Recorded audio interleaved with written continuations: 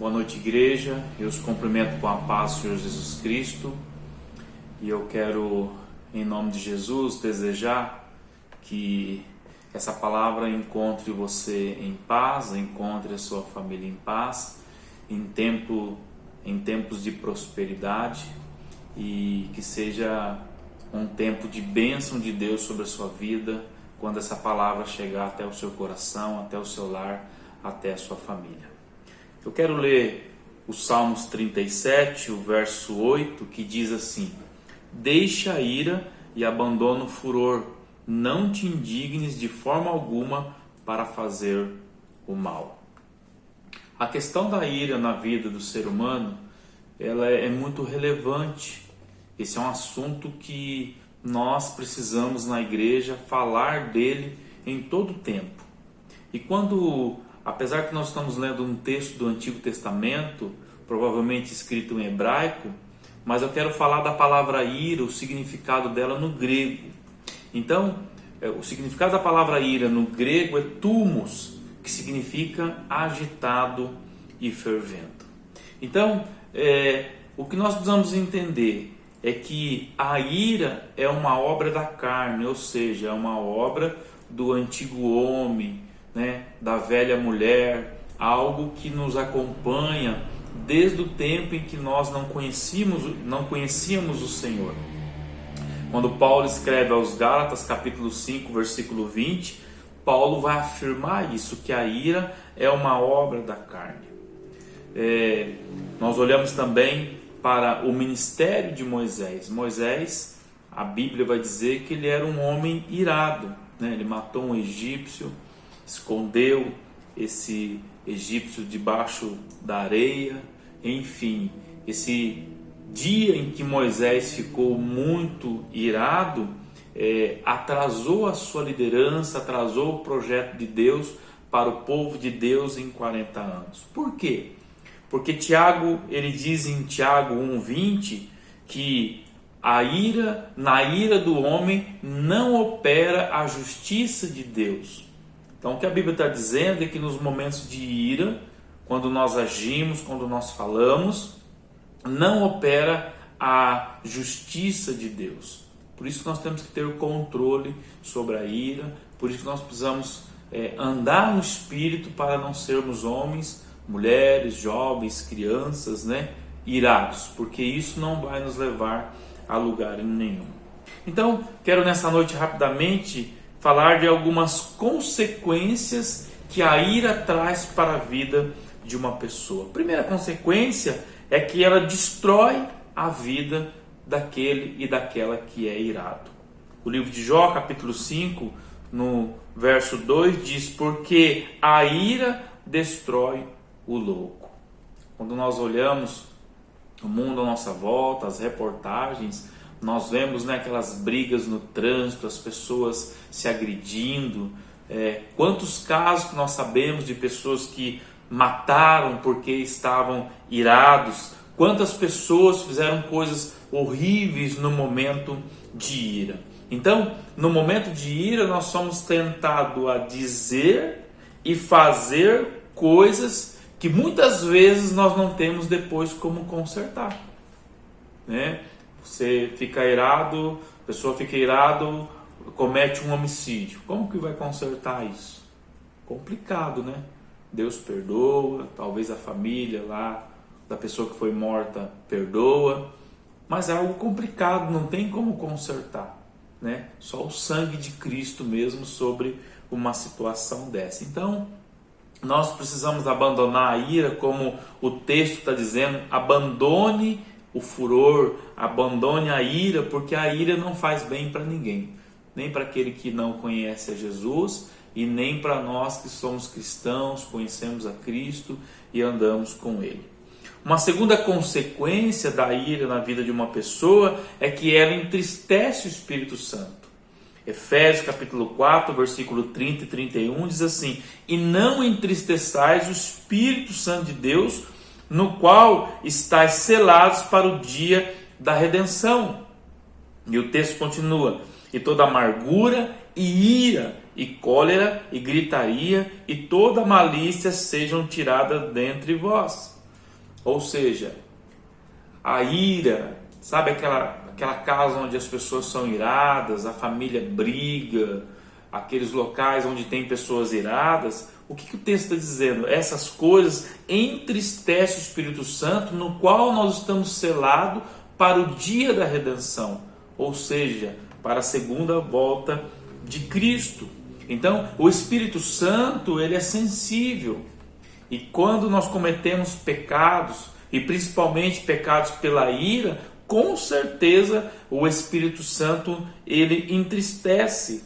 Então, nós precisamos ficar atentos a isso, porque sucessivas situações de ira, onde nós perdemos a cabeça e dizemos ou fazemos coisas que não devem serem feitas, o que acontece? O Espírito Santo continua em nós, mas ele vai se apagando. O texto de 1 Tessalonicenses diz: e não apagueis o Espírito Santo que há em vós. Não é que o Espírito sai de você, como foi no caso de Saul, e você fica sem o Espírito Santo, mas ele está ali, mas é uma lâmpada apagada. Uma lâmpada apagada à noite, ela tem alguma utilidade? Não, o Espírito Santo fica ali, né? Porque ele é sensível. Então nós precisamos entender que as coisas que dizemos e fazemos no momento de ira entristecem o Espírito Santo. Uma terceira característica é que a ira não produz arrependimento. Provérbios capítulo 14, versículo 29 diz assim: quem é tardio em irar-se é grande em entendimento, mas o que é de ânimo precipitado exala a loucura. Percebam que quando nós estamos irados, nós somos impedidos de se arrepender. Você já viu algum cristão, você já viu alguém, mesmo que não seja cristão, se arrepender no momento de ira? É bem dizer impossível. E há pessoas que ficam iradas por dias e dias, semanas, meses, né? Quantos casais que ficam dias sem se conversar, quantos irmãos que passam 4, 5, 10, 15, 20 anos sem se conversar, porque brigaram no momento de ira, disseram coisas que não era para dizer um para o outro, e essa ira perdura de tal forma que não gera arrependimento no coração dessas pessoas. Então, a ira faz mal ao ser humano, a ira faz mal a nós cristãos, e nós precisamos abandonar. O texto é muito claro: abandone a ira, abandone o furor. Uma outra característica nos torna uma pessoa briguenta. Provérbios 29, 22, o homem iracundo levanta contendas e o furioso multiplica transgressões. Então a ira nos torna uma pessoa briguenta. A gente briga por qualquer coisa, se irrita por qualquer coisa. As pessoas que vivem à nossa volta ficam pessoas tristes, pessoas assim chateadas, né? Não há prazer em ficar ao lado de alguém irado. Então nós precisamos entender isso, né? Que a ira nos torna uma pessoa briguenta, difícil de viver, é complicado. A gente precisa abandonar a ira em nome de Jesus, tá? Uma outra característica é que a ira em nós gera outras pessoas iradas. Então, as pessoas que vivem à nossa volta acabam se tornando pessoas iradas também. Veja bem, quando uma criança nasce e ela recebe as primeiras visitas, o que essas visitas dizem? É a cara do pai ou é a cara da mãe? Então, as pessoas que vivem à nossa volta acabam se tornando pessoas iradas. Tal pai, tal filho, tal filha, tal mãe, e assim sucessivamente. Nós vamos entender que nós podemos gerar filhos e filhas irados, né? Pessoas que estão conosco iradas, porque vão responder na mesma altura da nossa ira. Então a ira não faz bem a ninguém. Nós como cristãos precisamos abandonar a ira, tá bom? E uma última característica é: a ira impede que nós tenhamos cargos de liderança, tá certo? Então, o texto de Tito, capítulo 1, versículo 7 diz assim: porque convém que o bispo seja irrepreensível como dispenseiro da casa de Deus, não soberbo, nem iracundo, ou seja, nem irado, nem dado ao vinho, nem espancador, nem cobiçoso e nem de torpe ganância. Então, a ira impede nós de termos cargos de liderança na igreja, no trabalho. Dificilmente o gerente da empresa vai dar um cargo para nós se ele percebe que a gente é uma pessoa estourada, irada, de pavio curto. Então, nós acabamos por perder grandes oportunidades porque somos irados. E nós precisamos abandonar isso em nome de Jesus. Tá certo? Agora, é claro que você ouviu eu dizendo essas características e você ficou com um ponto de interrogação. Pastor, como que eu vou fazer com a ira? Eu sou uma pessoa irada, um homem irado, uma mulher irada, um jovem, irado. Como que eu vou fazer? Tem como lidar com isso? Tem. Quanto mais nós nos aproximamos do Espírito Santo, quanto mais nós andamos com o Espírito Santo, mais manso nós seremos. Porque o Pai, o Filho e o Espírito Santo é a mesma pessoa. E Jesus, quando esteve nessa terra, ele disse que ele é manso e humilde de coração. Então, quando nós andamos na presença do Senhor, nós nos tornamos uma pessoa tranquila, uma pessoa calma. Voltando ao exemplo de Moisés, ele mata lá um egípcio, aos 40 anos de idade, e aos 80 anos ele vai liderar o povo de Deus no deserto. E Moisés começa a contemplar a presença de Deus no Monte Sinai. Moisés ele recebe as 2 tábuas com as 2 tábuas de pedra com os 10 mandamentos do Senhor.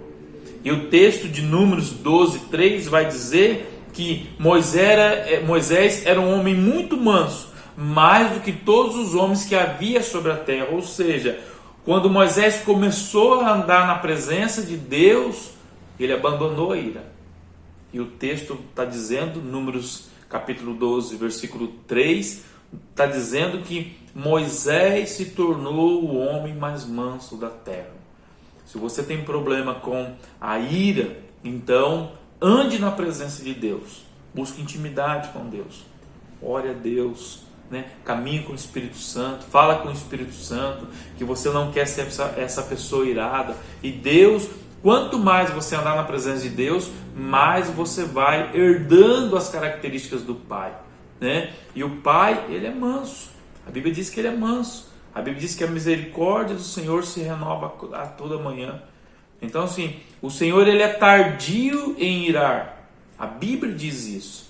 E quando nós andarmos cada vez mais com o Pai, com o Filho e com o Espírito Santo, nós vamos pegando essa característica de pessoas mansas para a glória do nome de Jesus. Desejo no meu coração que essa palavra possa edificar a sua vida e que você possa então buscar em Deus o controle e até mesmo abandonar a ira, porque ela não faz nenhum bem para nenhum de nós. Que Deus abençoe, fique na paz do Senhor Jesus Cristo.